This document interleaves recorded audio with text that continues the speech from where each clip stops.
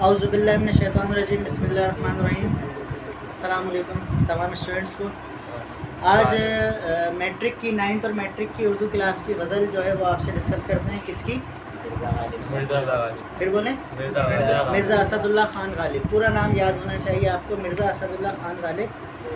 Matric class کی غزل۔ غالب صاحب کی ولادت جو ہے وہ یہ ایک بحیثیت شاعر، ان کی ولادت 1797 کے اندر ہے۔ پیدائش، ہیپی برتھ ڈے، صحیح ہے، اور ہیپی ڈیتھ ڈے یہ کہتی ہے۔ ان کا شعر ہے نا، روز جیتے ہیں روز مرتے ہیں موت کی آرزو میں ہم، تو غالب کو بڑا ذوق تھا اس چیز کا کہ آج موت ہو جائے، تو اس لیے میں نے کہا ہیپی ڈیتھ ڈے، کیونکہ روز مرتے ہیں موت کی آرزو، روز جیتے ہیں یا روز مرتے ہیں موت کی آرزو میں، موت آتی ہے پر نہیں آتی۔ 1869، نام مرزا محمد اسد اللہ بیگ خان، آگرہ ہندوستان میں پیدا ہوئے۔ یہ آپ کے MCQs کی وجہ سے یہ چیزیں بتا رہا ہوں۔ غالب ہندوستان میں پیدا ہوئے، آگرہ میں پیدا ہوئے، نام اسد اللہ بیگ خان۔ غالب تخلص ہے ان کا، ٹھیک ہے، تخلص، اور عرفیت جو ہے مرزا نوشا، ٹھیک ہے نا، مطلب شاعر جو ہے شعر میں جو اپنا نام یوز کرتا ہے اسے تخلص کہتے ہیں، اور عرفیت اس کا مرزا نوشا ہے۔ غالب سے پہلے اردو غزل پرانے انداز و خیالات کی حامل تھی۔ غالب نے اس کے اندر فلسفہ، سیاست، معاشرت جیسے موضوعات کو اس کے اندر شامل کیا، اور غالب کی بے شمار خصوصیات ہیں جو اس کے اندر جو ہیں وہ پھر اس کے اندر شامل ہو گئی، ٹھیک ہے نا۔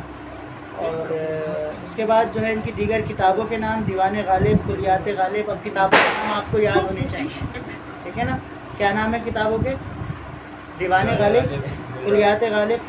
فارسی میں جو ہے وہ کلیات غالب ہے، یہ بہت مشہور ہیں، ٹھیک ہے۔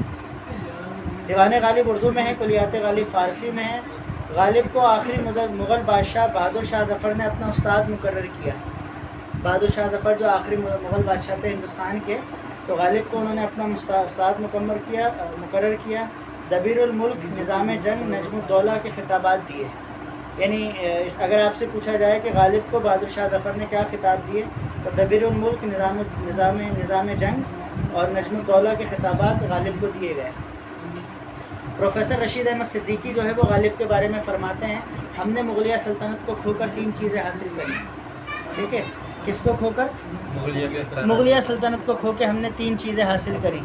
اردو زبان، نمبر 1 اردو زبان، نمبر 2 اردو زبان، نمبر 2 تاج محل، نمبر 3 دیوان غالب۔ دیوان کہتے ہیں کسی شاعر کی شاعریوں کو مجموعہ بنا دیا جائے تو جو کتاب بنتی ہے وہ دیوان ہوتا ہے۔ کیا ہوتا ہے دیوان؟ شاعر کی غزلوں کو جمع کر کے کتاب بنا دیں تو وہ کیا ہوتا ہے؟ دیوان، تو دیوان غالب۔ اسی طرح کلیات، یہ اردو کی جو ہے وہ دیوان غالب ہے، اور فارسی میں جو کتاب بنائی ہے وہ کلیات غالب ہے۔ یہ دونوں چیزیں ہم یاد رکھیں گے، دیوان غالب اور کلیات غالب۔ تو پروفیسر رشید احمد صدیقی نے کیا فرمایا؟ ہم نے مغلیہ سلطنت گولڈن پیریڈ تھا مسلمانوں کا، اس کو کھو کے ہم نے 3 چیزیں حاصل کریں۔ یہ فرسٹ ایئر میں بھی ہے کہ اردو زبان، تاج محل اور دیوان غالب۔ اب آئیے غالب کی ہماری درسی کتب میں جو غزل شامل ہے اس کو ذرا اسٹارٹ کرتے ہیں۔ ہر ایک بات پہ کہتے ہو کہ تو کیا ہے، ہر ایک بات پہ کہتے ہو کہ تو کیا ہے، تم ہی کہو یہ انداز گفتگو کا ہے۔ اب غالب کو کسی سے محبت ہے، اور غالب جو ہے اس کا اظہار کر رہے ہیں کہ کہہ رہے ہیں کہ مجھے جس سے محبت ہے اس نے میری نگاہ میں اس کی کوئی عزت نہیں ہے۔ تو کیا ہے توقیر کے طور پر مخاطبہ محبوبہ کی طرف سے، یعنی جو غالب کا جو محبوب ہے وہ اس کو اس طرح یوز کرتا ہے کہ تو کیا ہے، تو یہ کوئی اچھا انداز تو نہیں ہے نا، کسی کو کہا جائے، محبوب کو کہا جائے تو کیا ہے تیری، تو مطلب اس کی انسلٹ ہو رہی ہے، عزت نہیں کی جا رہی زیادہ۔ تو غالب یہ کہہ رہے ہیں کہ میری نگاہ میں تیری کوئی عزت نہیں ہے، یعنی محبوب کی نگاہ میں، تو ہر بات پہ کہتے ہو کہ تو کیا ہے، ٹھیک ہے نا۔ اس شعر میں غالب اپنے محبوب سے مخاطب ہوئے کہتے ہیں کہ تم میری ہر بات پہ کہتے ہو کہ میرے سامنے تیری کیا حقیقت ہے، تیری کیا حیثیت ہے، تو کیا ہے، تو ذرا سوچو کہ یہ طرز گفتگو، یعنی اگر تم مجھے اس طرح مخاطب کر رہے ہو کہ تو کیا ہے، تو یہ طرز گفتگو کوئی اچھی تو نہیں ہے، یہ کوئی مہذبانہ گفتگو تو نہیں ہے، یہ کوئی شائستہ گفتگو تو نہیں ہے، یہ کسی رسپیکٹیبل انسان کی گفتگو تو نہیں ہے، تو تم ہی کہو یہ گفتگو کیا ہے، بھائی کیسے بات کر رہے ہو، یہ گفتگو اچھی نہیں ہے۔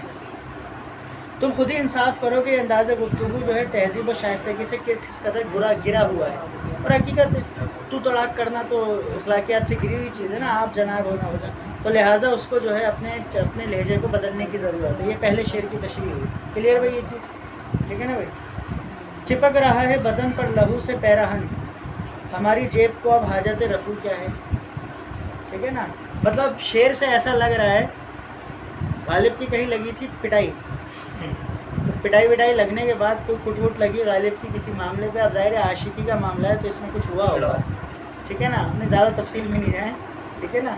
تو غالب کی پٹائی ہوئی، گریبان وریبان پھٹا ہوا ہے، سب کچھ رفو ہوا ہوا اور خون میں لت پت ہوئے ہیں، اور پیراہن جو ہے کپڑے جو ہیں، ٹھیک ہے، وہ جسم پہ چپک رہے ہیں، جیسے میں پانی گرا دوں تو یہ چپکنا شروع ہو جائے گا نا کپڑا۔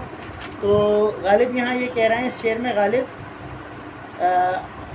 عشق میں جسم و جاں کا خون اس طرح ہوا کہ بدن سے پیراہن چپک رہا ہے، یعنی عشق میں جو ہے حالت ایسی ہوئی، مطلب میں زیادہ تشریح نہیں کرنا چاہ رہا، آپ لوگ سمجھ جائیں کیا ہوا ہوگا غالب کے ساتھ، صحیح ہے نا؟ ایسی صورت میں کہاں کا دامن کہاں کا گریبان اور کیسی چاک کو رفو کرنا، کچھ چھوٹا موٹا پھٹ گیا ہے تو انسان رفو کرتا ہے، اس کو سوچتا ہے، یہاں تو پھٹا کے گریبان بھی پھٹ گیا، سب چاک واک پھٹے ہوئے ہیں، تو اس کے بعد کیا انسان رفو کرے گا؟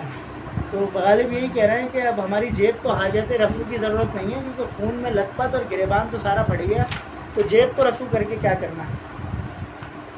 کیونکہ ہمارا سارا بدن لہولان ہو رہا ہے، اس وجہ سے پیراہن بدن سے چپک رہا ہے اور گریبان کو سینے کی ضرورت نہیں ہے، ٹھیک ہے بھائی؟ تو یہ اس میں بنیادی تصور اظہار حالت دیوانگی تھی غالب کی۔ اب تیسرا شعر آتے ہیں، تیسرا شعر ہے بھائی، جلا ہے جسم جہاں دل بھی جل گیا ہوگا، پریت ہو جواب جست، وہ کیا ہے دینا، وہ یہ والے دو مجھے، تیسرا شعر ہے، اس پہ ذرا صاف ستھرا ہے، جلا ہے جسم جہاں دل بھی جل گیا ہوگا، تم نے اتنا طنز کیا، اتنا طنز کیا، اتنی باتیں سنائیں، اتنا ہرٹ کیا ہم کو کہ دل جل جل کے دھواں ہے، صحیح ہے نا؟ جلا کے راکھ نہ کر دوں تو داغ نام نہیں، یعنی باتیں گفتگو ایسی ہیں کہ جلا کے جو ہے وہ، اب جب جلایا ہے تو جسم تو دل بھی تو جل گیا ہوگا، اندر ہی تو ہوتا ہے۔ قریتے ہو جواب راہ کی جستجو کیا ہے، تو اس میں جو ہے آتش، اس میں بنیادی تصور جو ہے، اگر آپ ہیڈنگ بنائیں بنیادی تصور شعر کا، تو آتش فراق یار، آتش کہتے ہیں آگ کو، فراق کہتے ہیں یاد کو، صحیح نا؟ تیری یادوں میں کھویا رہتا ہوں، مجھ کو ڈستی ہیں تنہائیاں، پھرتا رہوں در بدر ملتا نہیں تیرا نشان، بقول گانا ہے، آپ بقول شاعر کے لکھ سکتے ہیں، صحیح ہے نا؟ وہ بھی ہے نا عاطف اسلم کا ایک، کون سا ہے وہ یاد نہیں آ رہا،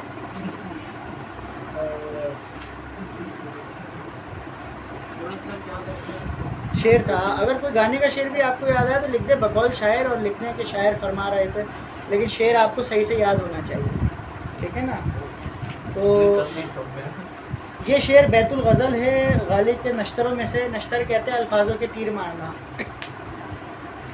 سوز و گداز اس کے اندر مخفی ہے، مخفی کہتے ہیں تیر مار کے دکھا رہے ہو، غالب نشتروں کے تیر مار رہے ہیں، تم لوگ مجھ پہ تیر برسانا شروع کر رہے ہو۔ سوز و گداز مخفی ہے، مخفی کہتے ہیں چھپا ہوا، سوز و گداز کہتے ہیں غم کو، غالب کا اس شعر کے اندر غم انتہائی چھپا ہوا، ظاہر ہے جلنے جلانے کی بات کر رہے ہیں، صحیح نا؟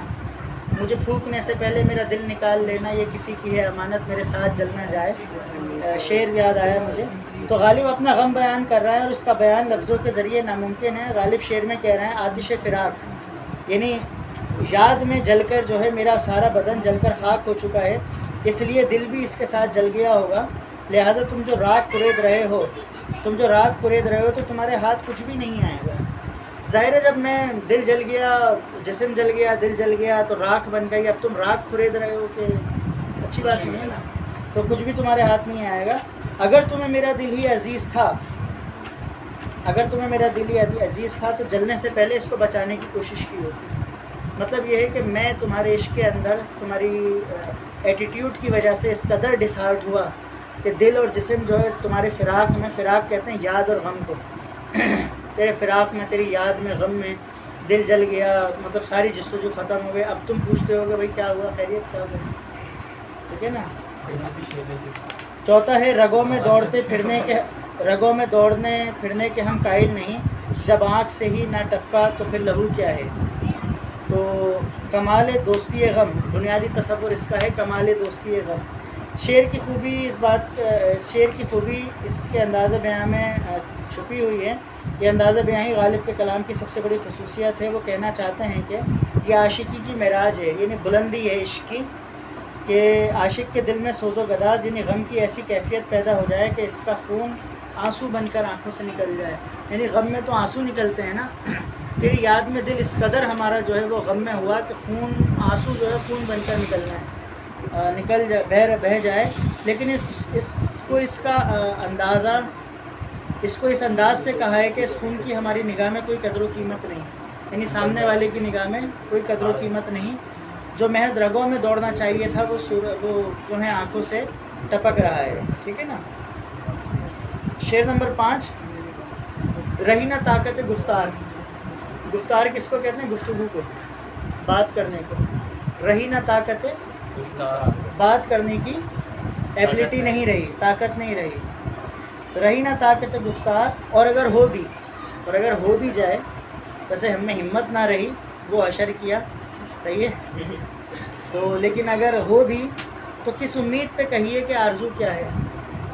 تو اتنی تو بے عزتی کر دی، گریبان بھی پھاڑ دیے، چاک کر دیے، اور دل جلا کے راکھ کر دیا، خون آنکھوں سے بہہ گیا. تو اب تو طاقت ہی نہیں، کہیں کیا بچا کیا. لیکن اگر کچھ کہیں بھی تو کس امید پہ کہیں کہ آرزو کیا ہے. اب تم سے کوئی امید کا بھی اظہار کریں تو کس امید پہ کریں. تو محبوب ہماری تمنا کیسے پوری کرے گا، اس لیے خاموشی ہی بہتر ہے. اچھا بھائی، اب یہ چھٹا شعر، آخری شعر. ہوا ہے شے کا مصائب پھرے ہے اتراتا، وگرنہ شہر میں غالب کی آبرو کیا ہے. اب یہ آخری جو ہے اس کا بنیادی تصور اظہار خاکساری ہے. اچھا، اب اس کی تشریح کے لیے ایک بات سمجھیں. جیسے بھی میں ابھی شروع میں نے بتایا، انٹروڈکشن میں جو بات میں نے بتائی غالب کی، کہ غالب جو تھے وہ بہادر شاہ ظفر کے دور کے اندر جو ہے وہ بادشاہ کے دربار کے جو ہے وہ شاعر ہو گئے تھے. تو ان سے پہلے جو ہے ایک اور شاعر تھے، ذوق ان کا نام تھا. ٹھیک ہے نا. ان کا تخلص ذوق تھا. تو وہ ان سے پہلے تھے. اب یہ بھی جو ہے وہ ذوق کے ساتھ ساتھ ہو گئے تھے. ٹھیک ہے نا. ابھی غالب یہ کہہ رہے ہیں، شعر کا مطلب ہے واضح ہے کہ مگر لطف و زبان اور انداز بیان میں طنز کا رنگ جھلکتا ہے. غالب یہاں پر طنز کر رہے ہیں. ایک طرف تو غالب یہ کہہ رہے ہیں کہ میری قدر و قیمت صرف بادشاہ کی وجہ سے، کیونکہ بادشاہ کے دربار کے ہر پرانے زمانے میں جتنے بھی بادشاہ ہوا کرتے تھے نا، سب کے درباروں کے شاعر ہوا کرتے تھے. اور میں آپ کو ایک اور مزے کی بات بتاؤں، یہ تمام شاعر جتنے بھی آپ بڑے بڑے سنتے ہیں، یہ تمام ویلیویبل اور اتنی زیادہ ان کی اہمیت اور اتنی ہو اس لیے گئی کہ یہ بادشاہ، جیسے آج کے دور کے اندر عمران خان اگر کسی کو شاعر رکھ لے، تو عمران خان اگر بتائے کہ یہ میرا شاعر ہے اور وہ سینٹ میں آ کر جو ہے اسمبلیوں میں شعر سنانا شروع کرے، تو ظاہر ہے اس کا نام ہو جائے گا بہت بڑا، چاہے اس سے اچھے شاعر موجود ہوں. لیکن یہ اچھے شاعر تو تھے، ذوق بھی بہت بڑے شاعر تھے. اور غالب کو اچھا ذوق جو تھے انہوں نے زیادہ قصیدہ نگاری کری تھی، یہ بادشاہ کی تعریفوں میں زیادہ لکھا کرتے تھے. لیکن غالب کا جو ہے وہ انداز یہ تھا کہ غالب نے شاعری کا رنگ بدل دیا اور ہر قسم کی جدت کے ساتھ جو ہے غالب نے شاعری کری ہے. تو اس لیے وہ کہہ رہے ہیں دوسری طرف وہ اپنے تخلص سے پردے میں ذوق پر چوٹ کر رہے ہیں. ٹھیک ہے نا. ذوق پر چوٹ کر رہے ہیں. تو ذوق کون تھے؟ ان کے ساتھ کے شاعر، یعنی دونوں شاعر دربار کے ہو گئے تھے. تو اب غالب ان کے اوپر یہ چوٹ کر رہے ہیں. چوٹ کا مطلب ان پہ طنز کر رہے ہیں، اس پہ ٹارگیٹڈ کوئی ورڈ بول رہے ہیں، جیسے ہم طنز وغیرہ کرتے ہیں. تو اپنے تخلص سے پردے میں ذوق پر چوٹ کر رہے ہیں کہ شاعری میں ان کا کوئی بڑا مرتبہ نہیں ہے. یعنی غالب یہ کہہ رہے ہیں کہ ذوق کا شاعری میں کوئی بڑا مرتبہ نہیں ہے. کیونکہ اس کی وجہ یہ انہوں نے قصیدہ نگاری زیادہ کری ہے، اور صرف بادشاہ کی مصاحبت میں رہنے کی وجہ سے شان و شوکت دکھاتے ہیں. یعنی ذوق جو ہے وہ بادشاہ کے ساتھ رہنے کی وجہ سے جو شان و شوکت دکھاتے ہیں. بیشتر محققین غالب کی رائے کی دوسری بات کو زیادہ درست سمجھتے ہیں. ٹھیک ہے نا. تو مطلب اس میں آپ کو یہ بات سمجھ لینی چاہیے کہ غالب اس میں یہ کہہ رہے ہیں کہ ذوق کا جو ورڈ یوز ہوا ہے تشریح کے اندر جو ہم نے کیا ہے، تو غالب یہ کہہ رہا ہے کہ کیونکہ بادشاہ کے دربار میں ہم ہوا کرتے تھے اور بادشاہ کے دربار میں ہونے کی وجہ سے ویلیو زیادہ تھی، لیکن ذوق جو تھے، ذوق اتنے بڑے شاعر نہیں تھے، اتنے اچھے نہیں تھے، حقیقتیں نہیں تھے، کیونکہ وہ بادشاہ کے دربار میں قصیدہ نگاری، یعنی بادشاہ کی تعریفیں ہی تعریفیں بادشاہ اس کے وزیر کی ہیں. تو ظاہر ہے اس لیے ان کا بڑا نام تھا. ٹھیک ہے نا. اب اس کا ذرا ریویو کر لیتے ہیں دوبارہ سے. ہر ایک بات پہ کہتے ہو کہ تو کیا ہے. ہر بات پر غالب کا محبوب جو ہے غالب سے یہ کہا جا رہا ہے بھائی تو کیا ہے، تیری حیثیت کیا ہے، تم ہی کہو یہ انداز گفتگو کیا ہے، یہ انداز گفتگو اچھا تو نہیں ہے، تہذیب والا نہیں ہے، مخلصانہ نہیں ہے، محبت والا نہیں ہے، ہائیلی بدتمیزانہ ہے۔ تو غالب شکایت کر رہا ہے کہ بھئی یہ کس طرح بات کرتی ہو، یہ کون سا انداز گفتگو ہے، ذرا طریقے سے بات کرنی سے۔ چپ رہا ہے، چپک رہا ہے بدن پر لہو سے پیراہن، اور ہماری جیب کو اب رفو کی حاجت کیا ہے، عشق اور محبت میں حالت ایسی ہو گئی، گریبان سب پھٹ گئے۔ یہ چیزیں یاد کر کے جو ہے نا آپ ایسے ہی لکھ دیجیے گا، آپ کو نمبر مل جائیں گے۔ یہ بات ذہن میں رکھیے گا، رٹے لگانے کی ضرورت نہیں ہے، 2 دفعہ ویڈیو سنیں یاد ہو جائے گا، اتنی لمبی تو بنی ہے۔ تو چپک رہا ہے بدن، تو حالت ایسی ہو گئی ہے کہ آپ پوچھتے ہو کہ اب ہمیں حاجت رفو نہیں ہے، مطلب یہ کہ حالت اتنی خراب ہو گئی کہ خون اور گریبان پھٹ گیا، تو تم کہتے ہو کہ خالی جیب رفو کرنی ہے۔ تو جلا ہے جسم جہاں دل بھی جل گیا ہوگا، اتنے تم نے نشتر کیا ہم پہ طنز اتنا کیا کہ دل جسم بھی جل گیا، اور اب راکھ ملی ہے، یعنی اب ہماری حالت جو ہے وہ عجیب و غریب ہو گئی ہے۔ پاگل تو نہیں ہو گئے تھے، پتہ نہیں پاگل بن کی کیفیت ہے، عجیب و غریب یا مجنون ہو گئے تھے۔ آپ پوچھتے ہو کہ حالت جستجو کیا ہے، رگوں میں دوڑنے پھرنے کے ہم قائل نہیں، جب آپ آنکھ سے ہی نہ ٹپکا تو لہو کیا ہے۔